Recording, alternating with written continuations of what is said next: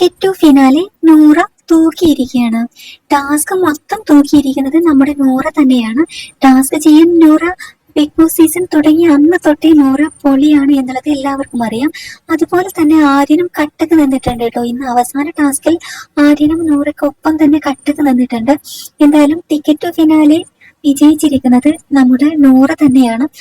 വളരെയധികം ബ്രില്യൻ്റ് ആയിട്ട് തന്നെ നൂറ കളിച്ചിട്ടുണ്ട് കേട്ടോ. ഒരു രക്ഷയുമില്ല, ഒരു കുറവും പറയാനില്ല. ഒരുപാട് ആരാധകരാണ് കേട്ടോ ഇപ്പൊ നൂറക്ക് സപ്പോർട്ടായിട്ട് വന്നിരിക്കുന്നത്.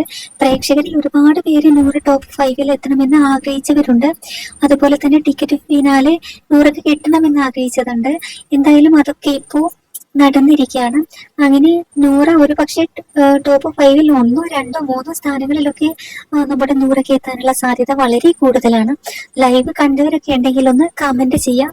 ആര് വിജയിക്കണം എന്നുള്ളതും കമന്റ് ചെയ്യണേ.